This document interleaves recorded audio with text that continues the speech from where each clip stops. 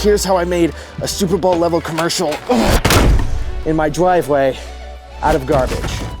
But first, let me show you the ad.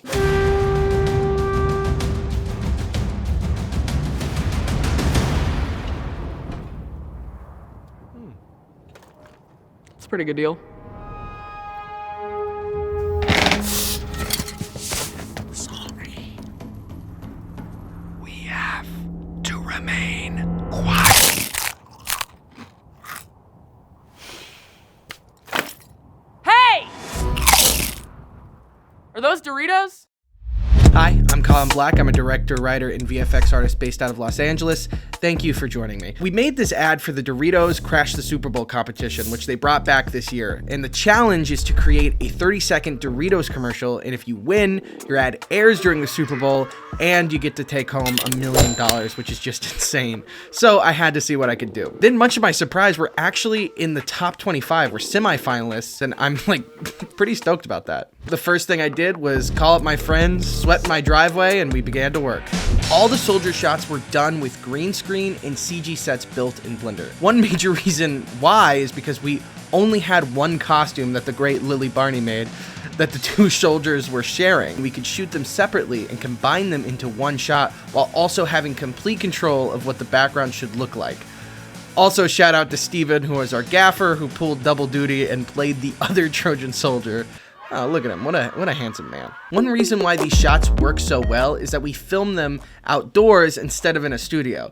I didn't add much beauty lighting either. Sometimes I feel like green screen shots kind of fall apart when they look too overlit, and it just isn't realistic to the environment that those characters are in. But we did move the green screen to adjust the light angle per shot to match where it would be in the scene, and use some bounce for close-ups to soften the shadows a bit. I even spread unbleached muslin on the ground to reflect the light naturally like a desert would. Also, shout out to Erin, who had to stare in the sun for most of these shots. She is the true soldier.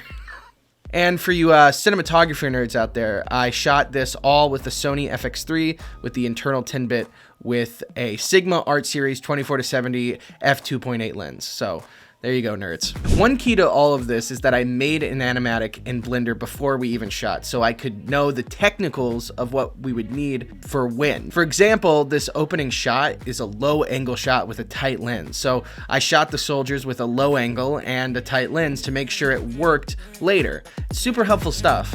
Also, don't mention the fact that some of these people are shirtless in this. I can't be bothered to add clothes in an animatic. All the CGI was done in Blender and composited in After Effects. Also, side note, I made this cool VFX breakdown. I grew up watching those really sick Industrial Light and Magic VFX breakdowns, and I've always wanted to make one of these, so hope you like it.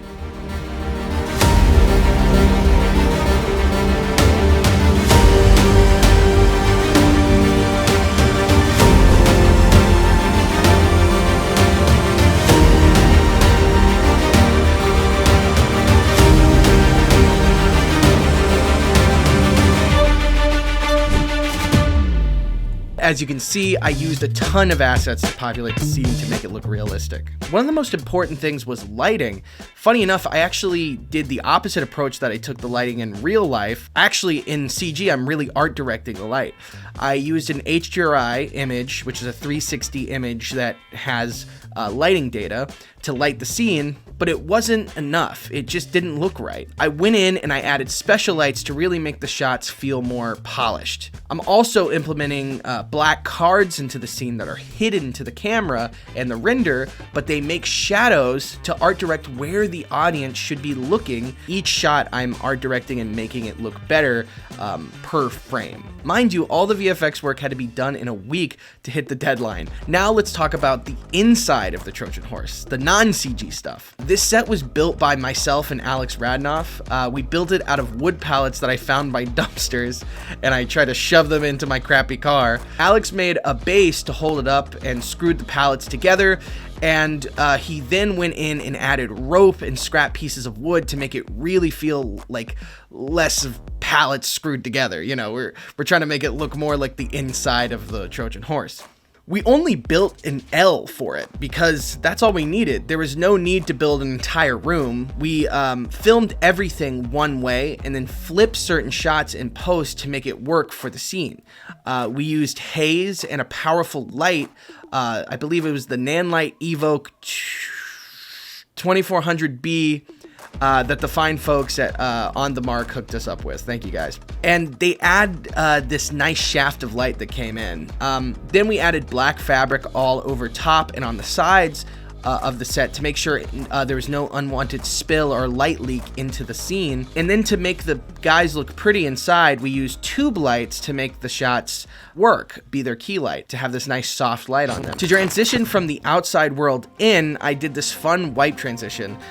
We first filmed Aaron with the camera as high as I could make it on a C-stand. Then we filmed a shot on a Dana dolly from the other side of the set, going from left to right. I used that shot to track in Blender, and using that camera motion, I created the scene to surround it, putting Aaron as a card into the scene to cast shadows properly, and remodeling the side of the horse a bit to help match the wood in the other shot. Then I did a simple wipe transition in After Effects from the CGI to the real plate, and boom, we got a really cool shot.